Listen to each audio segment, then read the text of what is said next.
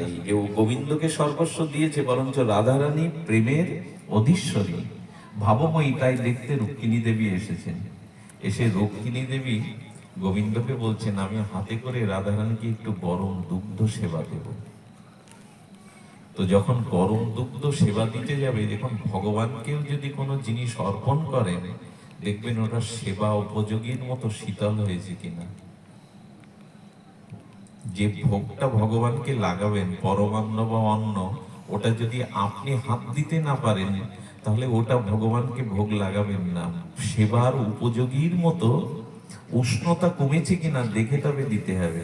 এই জন্য বিল্লপত্র হোম আগুনে দেওয়া যায়, কিন্তু তুলসী পাতা গরম স্থানে দিতে নেই।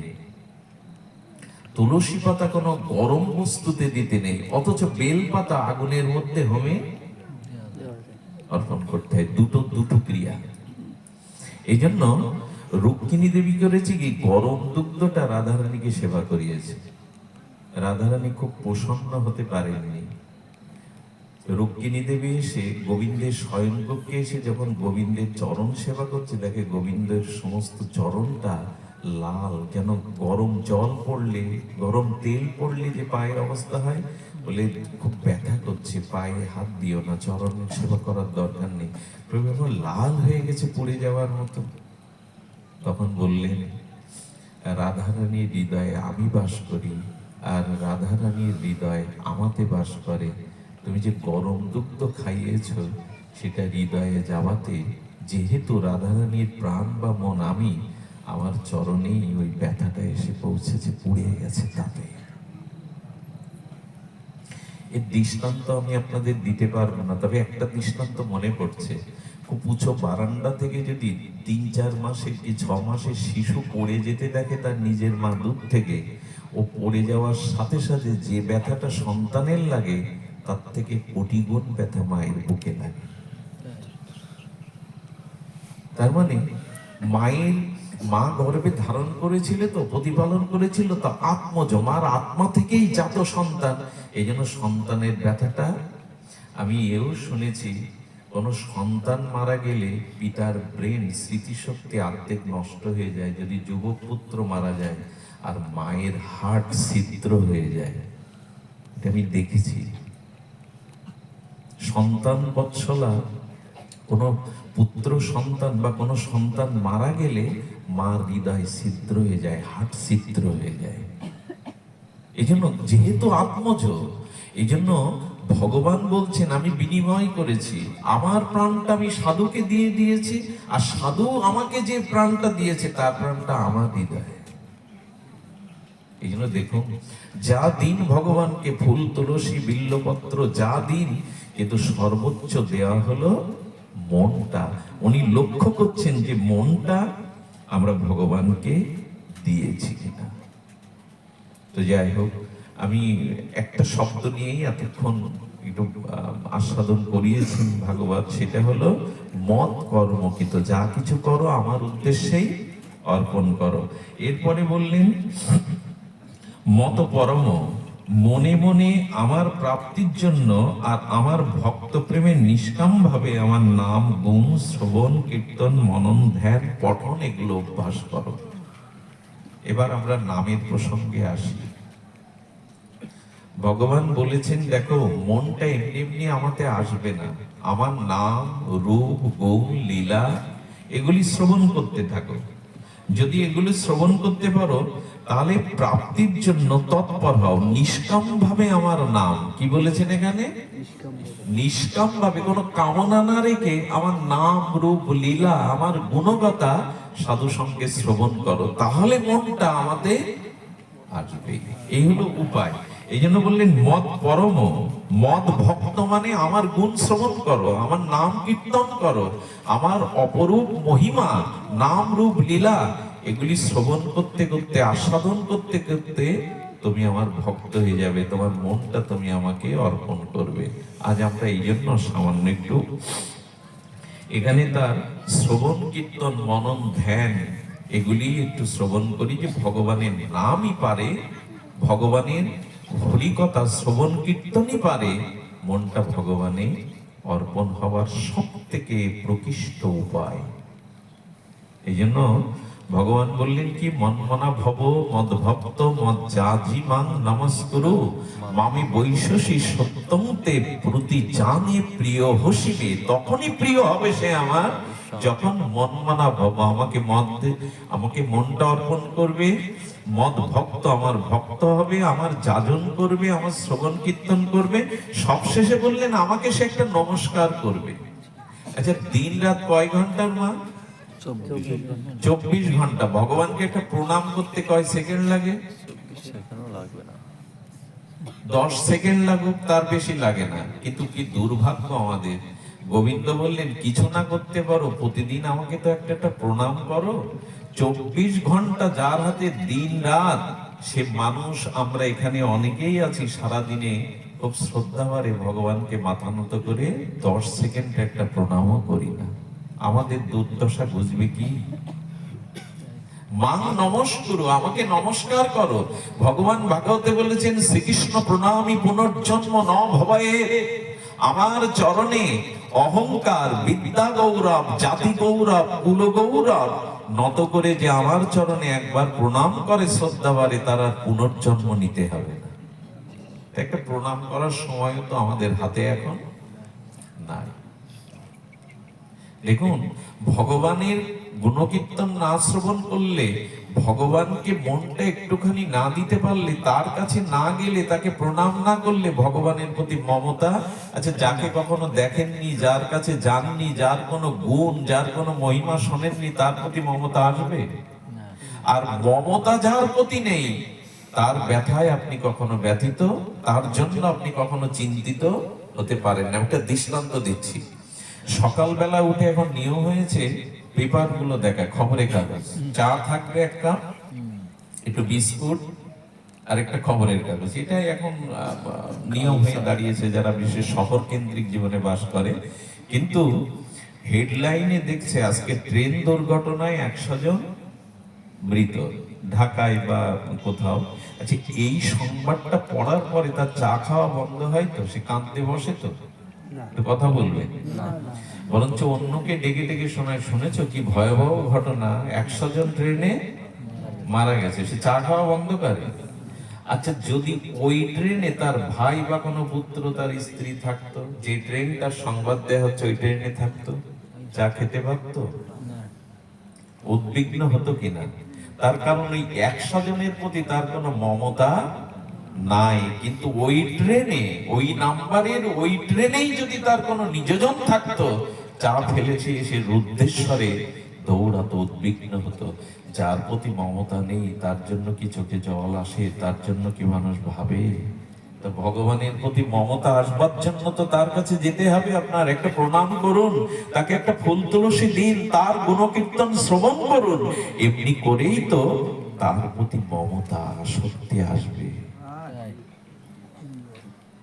আসক্তি আছে স্ত্রী পুত্রে, আসক্তি আছে টাকা পয়সায়, আসক্তি আছে নিজের দেহে। তার কারণ কি? কারণ আমি এদের জন্যই সব করি, ভগবানের জন্য কিছু করি না তো। আচ্ছা, চিন্তা করুন, সর্বস্ব ভগবানের জন্য ত্যাগ করব কি? এখন এই গ্রামের কেউ মারা গেলে, না যাক 100 বছর পরে মরুক, তাকে তো এইখানে আসতে হবে। এটা তো শ্মশান, শ্মশানে আসতে হবে না? শাস্ত্র বলছে দেখুন, দেহ সাজায় আমরা, কিন্তু মনকে ভগবানের অনুরাগে, প্রেমে সাজালাম না।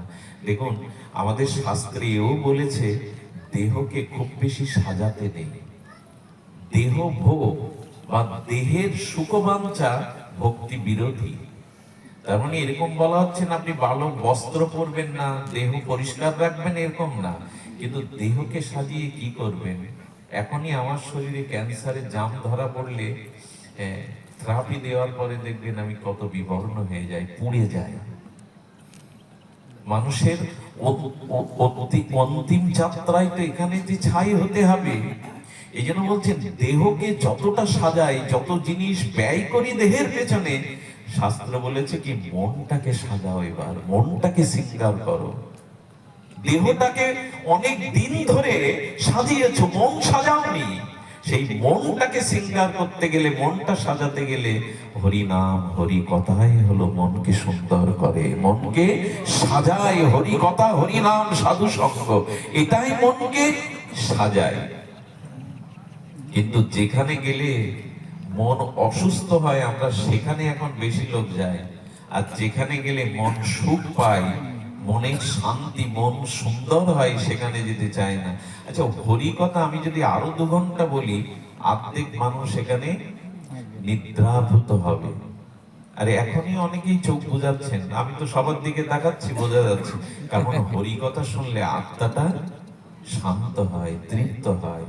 ঘুমের বড়ি খেয়েও যার ঘুম হয় না, সে মন্দিরে বসে কয়েক মালা জপ করবেন, মন্দিরের ওই শীতল নীরব পরিবেশে ভগবানের সামনে জপ করবেন, দেখবেন আস্তে আস্তে ঘুমের বড়ির থেকেও কাজ করবে। কারণ আত্মাটা শান্ত হয়ে যায়, মনটা শান্ত হয়ে যায়, একটা শান্তি দেহে চলে আসে। এই জন্য মানুষ ঘুমায়।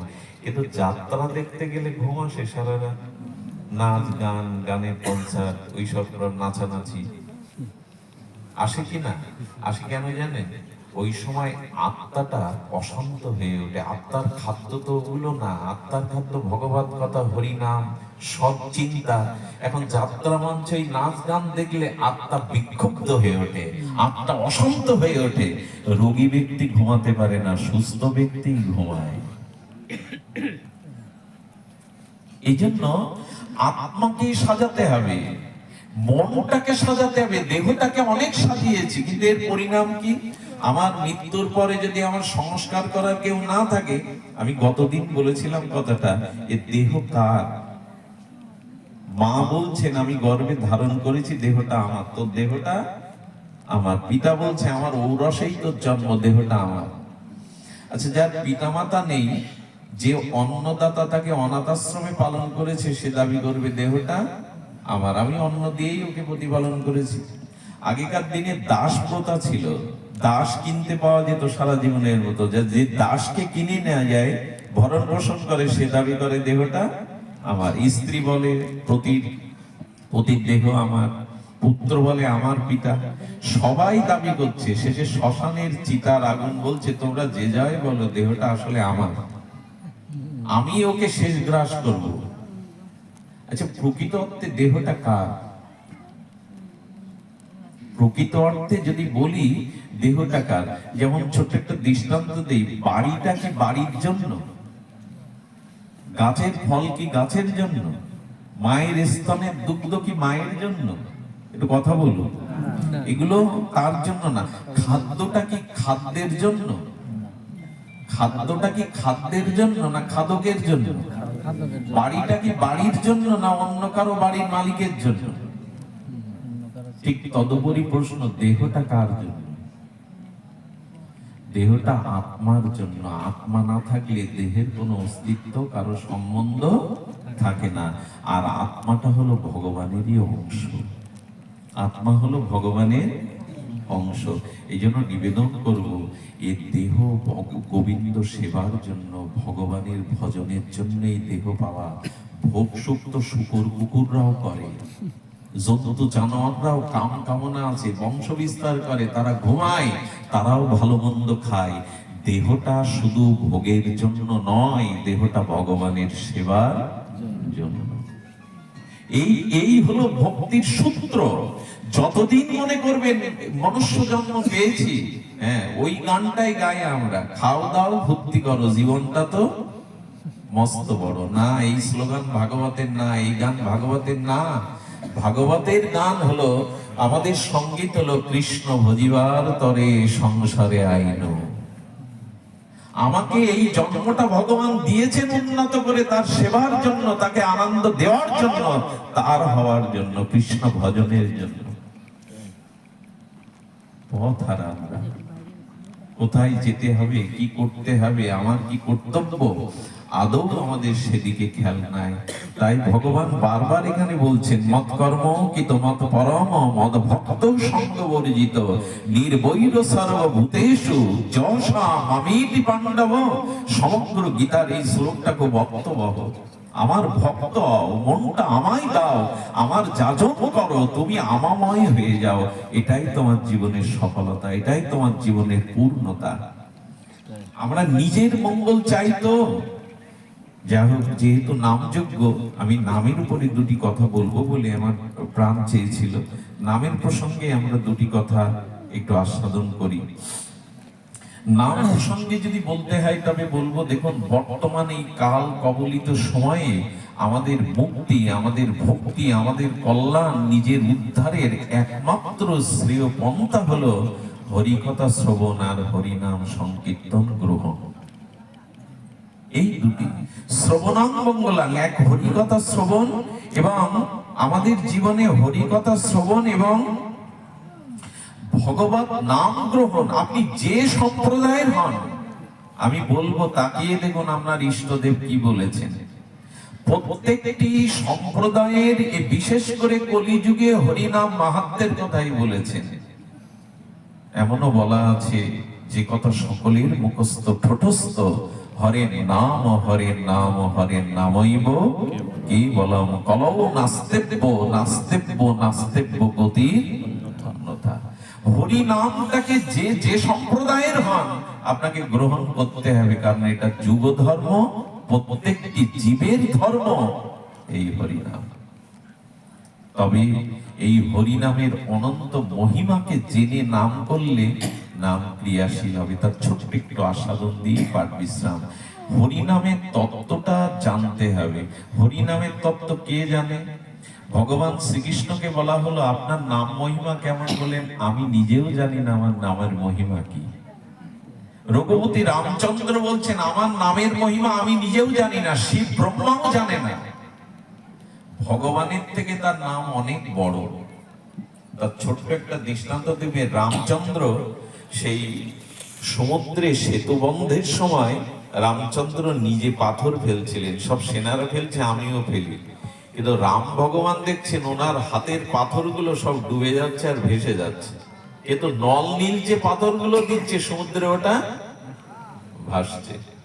রামচন্দ্রকে বলছে পাথরগুলো, প্রভু তুমি যাকে ছুঁড়ে ফেলে দাও তারা কি আর ভাসে? তুমি যাকে ফেলে দাও, ছুঁড়ে ফেলে দেয়, সে কি আর ভাসে? সে তো ডুবেই যাবে। নল নীল বলছেন, প্রভু এভাবে ফেলতে নাই, আমাদের কাছে আগে পাথরটা দিন। নল নীল কি করলো জানেন? ওই পাথরের গায়ে রাম নাম লিখে দিল। পাথরের গায়ে রাম নাম লিখে যখন রাম ছুঁড়ে দিল, তখনই পাথরগুলো ভাসলো। ওই দিন প্রভু রাম জগৎকে জানিয়েছিলেন, আমার থেকে আমার নাম অনেক বড়, এই তার প্রমাণ। জানো, আমি নিজে রাম যেতে গিয়ে সেতু বাঁধতে হলো, কিন্তু আমার নামে হনুমান পুরো সমুদ্রই পাড়ি দিয়ে দিল। আচ্ছা, রামের বনবাস হয়, রাম নামের বনবাস হয়? কোন কৈকেয়ীর সাধ্য আছে রাম নামের বনবাস দেবে? আজও কত অহল্যা রাম নামেই উদ্ধার হচ্ছে। ও তো এক অহল্যাকে প্রভু চরণ ধুলি দিয়ে উদ্ধার করলেন, কিন্তু প্রভুর রামের নামে আজ কত জড় জীব উদ্ধার হয়ে যাচ্ছে। অহল্যা মানে জড়, যার চেতনা নাই। আমরাও জড় হয়ে গেছে, আমাদের বুদ্ধি সুবুদ্ধি জড় হয়ে গেছে বলে রাম নাম নাও। হাজার কোটি অহল্যা আজও নামে উদ্ধার হয়। এই জন্য নাম নামীর থেকে অনেক শ্রেষ্ঠ। নাম নামই অভিন্ন, তবু নাম নামীর থেকেও শ্রেষ্ঠ। নাম চিন্তামণি কৃষ্ণ চৈতন্য রস বিগ্রহ। নাম চিন্তামণি, নামের কাছে যা চাইবে তুমি পাবে। ধর্ম, অর্থ, কাম, মোক্ষ এগুলি তো সামান্য ফল, নাম তোমাকে প্রেম পর্যন্ত দিয়ে দেবে। নামের মহিমা আমি আপনাদের কি বলবো। আচ্ছা, নামের মহিমা বলা যাবে কি? আমি একটা দৃষ্টান্ত দেই। আকাশে যে মেঘমালা সৃষ্টি হয়, পৃথিবীর কেউ বলে দিতে পারে ওতে কতটা জল আছে? কোন বিজ্ঞানী আজ পর্যন্ত বৃষ্টি হওয়ার পরে মেপে বলে এতটা বৃষ্টি হয়েছে, কি যেন ওর বলে কতটা মিলিমিটার। বৃষ্টি হওয়ার পরে পরিমাপ করে তো বিজ্ঞানীরা বলে। মেঘ দেখে আজ পর্যন্ত কোন বিজ্ঞানী বলেছে এতটা জল ওখানে আছে? ছোট একটা মেঘে এক সময় বন্যা এসে পুরো গ্রাম নগর ভাসিয়ে দেয়। মেঘের মধ্যে কতটা বৃষ্টির জল আছে যেমন জানা যাবে না, ভগবানও নিজেও জানে না তার নামের মধ্যে কতটা প্রেম, কতটা মহিমা, কতটা শক্তি আছে। এটা ভগবানেরও জানা নেই, এটা ভগবানেরও জানা নেই। মেঘই কেবল জানে তার মধ্যে কতটা জলধারা। আচ্ছা লক্ষ্য করুন তো, ওই মেঘ থেকে বন্যা নামলো, বন্যা নামলো, কিন্তু কে কতখানি পাবে জল? জল যদি কেউ ধরে রাখতে চায়, কে কতখানি পাবে? যার পাত্র যতটুকু, সে ততটুকুই পাবে। এটা খুব মার্মিক কথা। যার হৃদয়ের পাত্র যত যত নিষ্কপট, যত শুদ্ধ, হরিনাম ওখানে ততটুকুই স্থায়ী হবে। এই জন্য এক ব্যক্তি একটু সরল টাইপের একটা ঘট নিয়ে প্রথমে কুয়োয় জল তুলে বলছে, না কুয়োর জলে তো এক ঘটই পেলাম, একটু পুকুরে যাই তো। আচ্ছা পুকুরে গিয়েও জল তুলে বলছে, এখানেও তো এক ঘট, বড় জায়গায় এলাম কুয়োর থেকে, এখানেও এক ঘট। বলছে নদীতে যায়। আচ্ছা নদীতে গেলে এক ঘটের বেশি ওর থেকে ধরবে তো? বলে নদীর থেকে একটু সাগরে যাই, সাগরে গেলে অন্তত বেশি জল পাবো। সাগর থেকে বলছে, বেটা আমার কাছে এসেছিস আমি সাগর, কিন্তু তোর পাত্র যতটুকু ততটুকুই তো, তো কুয়ো বলিস নদী বলিস ততটুকু পাবো। আমাদের হৃদয় যতখানি স্বচ্ছ, যতখানি নিরাপদ, আমরা নামের মহিমা ততটুকুই পাবো। নামের দোষ নয়, আমাদের ধারণ ক্ষমতার দোষ। দোষ কেন বলছি জানেন? কালকে সন্ধ্যাবেলায় এখানে আসবেন, আমি বুঝতে পারছি না যে এখন এর নামটা কি নাম হচ্ছে। এখন যে নামযজ্ঞটা